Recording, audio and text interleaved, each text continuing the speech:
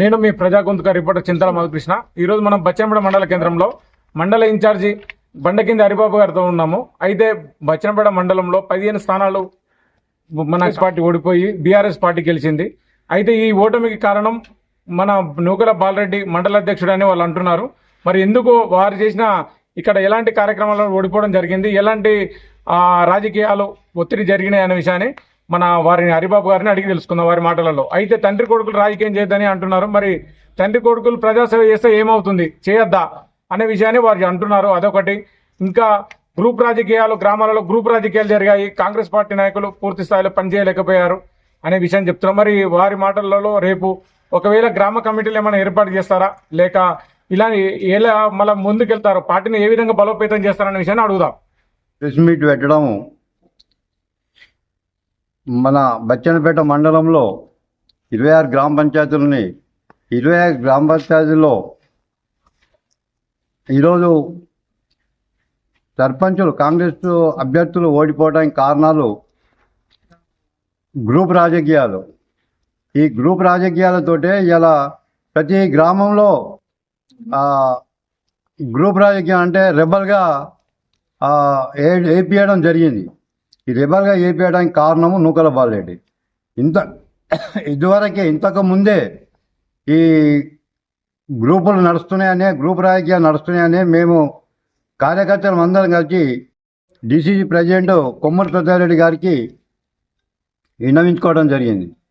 అతను చాలాసార్లు కూడా ఓపిక బట్టి కూడా చాలాసార్లు కూడా మన బాలరెడ్డి గారికి అందరినీ కలుపుకొని పోవాలి, రాజకీయం అనేది అందరినీ కలుపుకొని పోవాలి, చిన్న పెద్ద తేడా లేకుండా అందరితో కలిసి ఉండాలి, పార్టీని బలోపేతం చేయాలన్న ఆలోచన ఆయనకు ఎన్నిసార్లు చెప్పినా కానీ ఆయన వినిపించుకోకుండా ఆయన రూట్లని ఆయన ఎంచుకొని పోయిండు. పార్టీని మొత్తం భ్రష్టు పట్టించిండు. ఎప్పుడైనా బచ్చనపేట మండలం లోపల ఏ కార్యక్రమైనాకైనా కానీ అన్ని గ్రామాల సీనియర్ నాయకులు కావచ్చు, సర్పంచ్లు కావచ్చు, ఎంపీటీలే కావచ్చు, జడ్పీటీలే కావచ్చు, ఎవరైనా కావచ్చు, అందరిని కలుపుకొని పోయే విధంగా ఉండే బాలరెడ్డిని ప్రెసిడెంట్గా ఎన్నుకున్న తర్వాత ప్రతి గ్రామంలో గ్రూప్ రాజకీయాలు చేసాడు. ఆ గ్రూపులతోటే ఈరోజు రెబల్గా వేయించడం జరిగింది. ప్రతి గ్రామంలో కూడా సర్పంచ్ అభ్యర్థుల మీద రెబల్గా వేయడం జరిగింది. ఈ రెబల్తోటే అభ్యర్థులు ఓడిపోవడం జరిగింది. దీనికి కారణం ఏమన్నానంటే నూకల్ బాలరెడ్డి. ఇద్దరు కుమ్మరి ప్రతాప్ రెడ్డి తనయుడు కుమ్మరి ప్రశాంత్ రెడ్డికి ఏ హోదా ఉంది, అతనికి ఏ హోదా ఉంది, అతను ఎందుకు వస్తుండు, ఎందుకు ప్రచారం చేస్తుండు అనేది ఒక చెప్పడం జరిగింది బాలరెడ్డి. నేను బాలరెడ్డిని ఒకటే ప్రశ్న అడుగుతున్నా. రాజకీయానికి తండ్రి కొడుకు కావచ్చు, లేకపోతే అన్నదమ్ములు కావచ్చు, ఎవరైనా కావచ్చు, ఒకరు రాజకీయం చేస్తే ఇంకొకరు చేయకూడదనేది లేదు. ఎవరైనా సరే కుటుంబ సభ్యులు, భార్యాభర్త కావచ్చు, తండ్రి కొడుకులు కావచ్చు, ఎవరైనా రాజకీయం చేయవచ్చు. కానీ వాళ్ళు చేసిన తప్పు ఏంటిదో నిరూపించాలి. నువ్వు చేసిన తప్పు మేము నిరూపిస్తాము. వాళ్ళు చేసిన ఈరోజు ప్రశాంత్ రెడ్డి నువ్వు మండల ప్రెసిడెంట్గా నువ్వు ఏ ఒక్కరోజు కూడా నువ్వు ప్రజలలో తిరిగి గ్రామాల్లో తిరిగి నేను ప్రెసిడెంట్ అని నువ్వు ఏ రోజు కూడా చెప్పుకోలే. నీకు ప్రెసిడెంట్గా కొమ్మూరి ప్రతాప్ రెడ్డి గారు నేను ప్రకటించిన రోజు బచ్చనపేట మండలంలో ఏ ఒక్కరికి కూడా తెలియదు. నువ్వు ఈరోజు నువ్వు ప్రెసిడెంట్గా ఏర్పడినప్పుడు నీ ఊరు లక్ష్మాపూరు బచ్చనపేట మండల అధ్యక్షుడు అని తెలుసు. కానీ నువ్వు నన్ను అడిగినావు ఏ హోదా ఆయన ప్రెసిడెంట్కి ఎట్టిచ్చిండని. బీఆర్ఎస్ గవర్నమెంట్ లోపల ఏకైక సర్పంచ్గా ఉన్నది నేను ఒక్కనే వ్యక్తిని. కాంగ్రెస్ పార్టీలో నేను 20-30 సంవత్సరాల నుంచి నేను పనిచేస్తున్నా. నేను ఏ హోదా కూడా కోరలే, ఏ హోదా కోసం నేను పనిచేయలే పార్టీకి. నువ్వు ఒక హోదా కోసం వచ్చి నువ్వు పార్టీని నష్టపెట్టినావు. ఇలా ఓడిపోవడానికి కారణం నువ్వే. ఈరోజు ప్రశాంత్ రెడ్డిని విమర్శించే హక్కు నీకు. నేను బచ్చనపేట మండల కాంగ్రెస్ పార్టీ ఇన్ఛార్జి బండకింది హరిబాబు గౌడు. నిన్న జరిగినటువంటి నూకల బాలరెడ్డి అనే వ్యక్తి నిన్న కొమ్మూరి ప్రతాప్ మీద, కొమ్మూరి ప్రశాంత్ రెడ్డి మీద అనుచిత వాక్యాలు చేయడము తగినటువంటి కాదు. బాలరెడ్డి అనే వ్యక్తి గత 10 సంవత్సరాలు బీఆర్ఎస్ గవర్నమెంట్ ఉన్నప్పుడు ఎక్కడున్నాడో కూడా తెలియదు. అటువంటి వ్యక్తిని కొమ్మూరి ప్రతాప్ రెడ్డి మండల పార్టీ ఇన్ఛార్జిగా ప్రకటించాడు.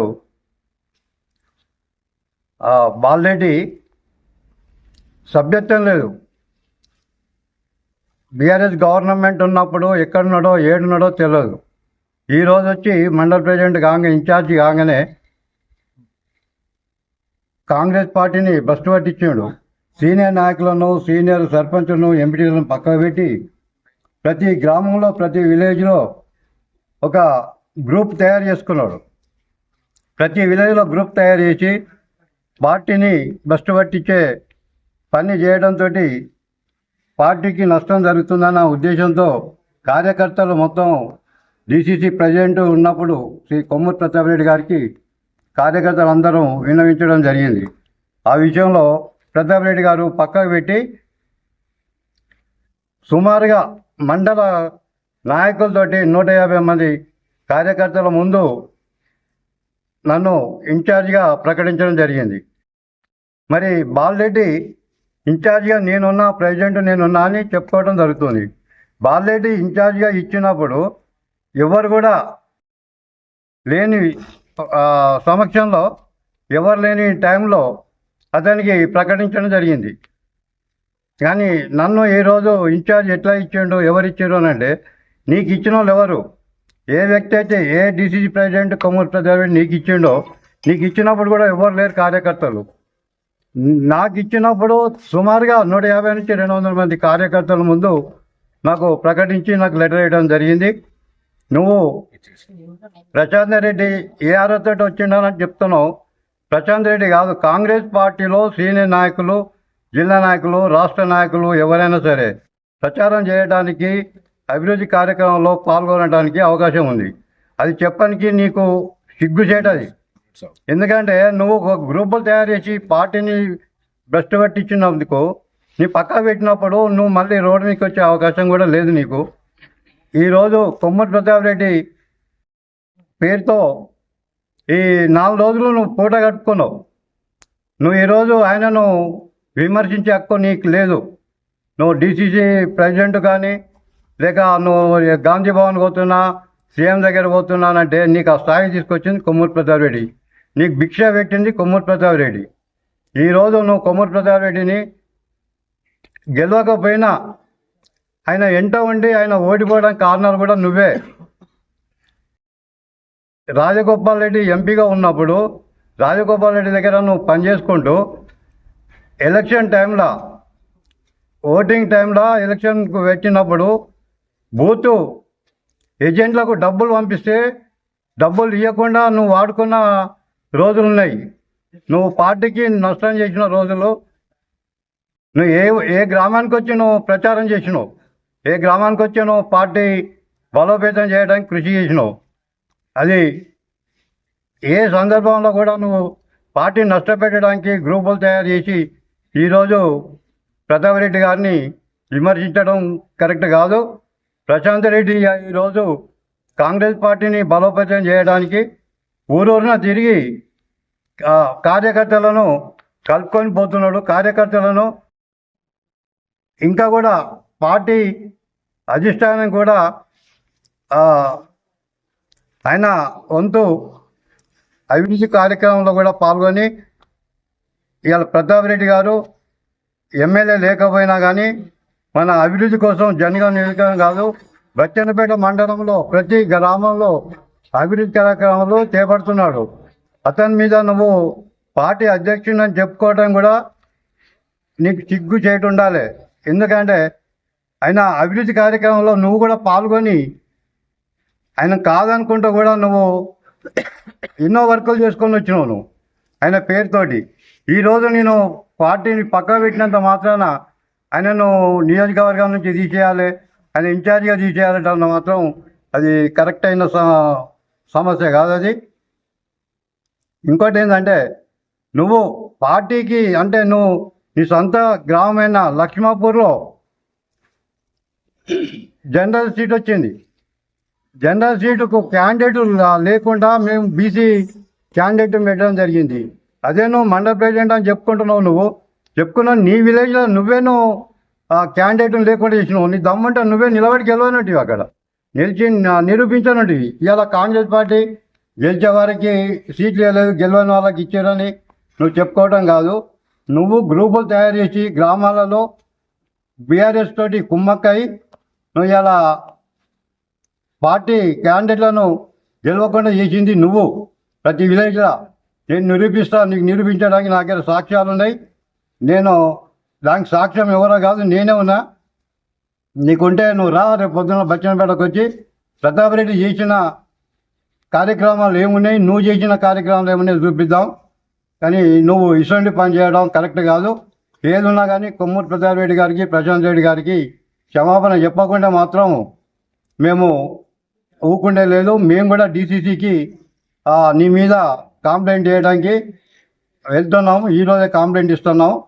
డీసీసీకే కాదు, మేము కూడా వర్కింగ్ ప్రెసిడెంట్ గాంధీ భవన్కి వెళ్ళి కూడా నీ మీద కంప్లైంట్ చేయడానికి, నిన్ను పార్టీ నుంచి బహిష్కరించడానికి మేము కృషి చేస్తున్నాం.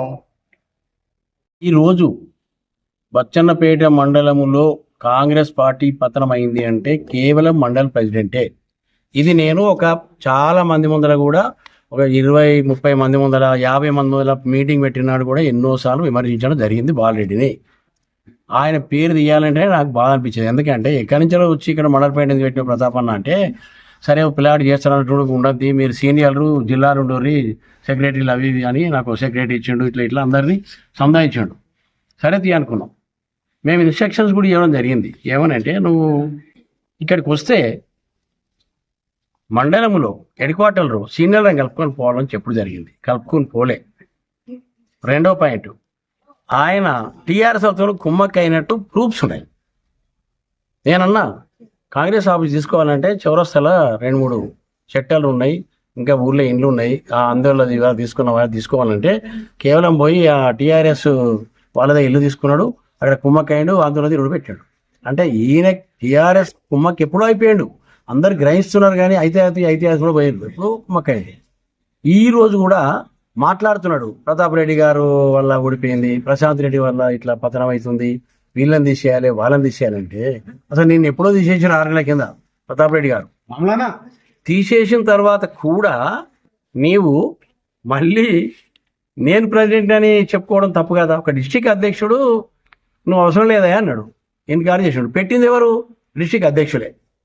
ఈయనేమన్నా ప్రజాసేవ చేస్తే పెట్టిండా, లేకుంటే ఎంపీటీసీలో గెలిపించిండా, టీఆర్ఎస్ ప్రభుత్వంలో 10 సంవత్సరాల కాలంలో ఒక సర్పంచ్ ప్రచారం చేసిండా, లేకుంటే ఎవరి ప్రచారం చేసిండు ఎవరికి తెలుసు.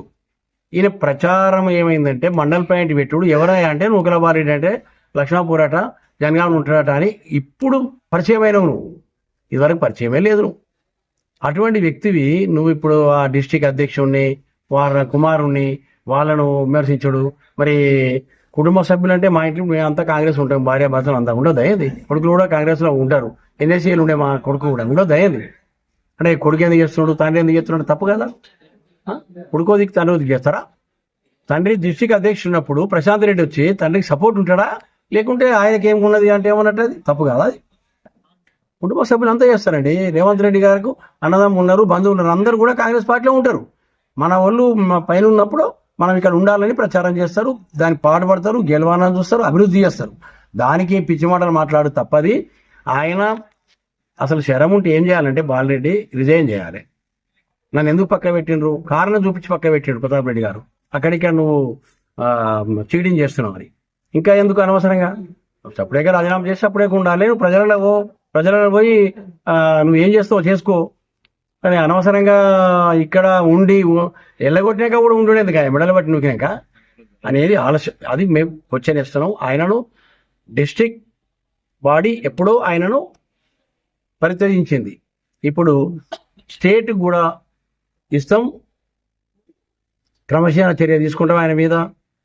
వాళ్ళు ఏం చేస్తారో, తీసేస్తారా, సస్పెండ్ చేస్తారా, లేకుంటే ఏం చెప్తారు, నోటీస్ ఇస్తారా, ఇవన్నిటి అధిష్టానం చూసుకుంటుంది.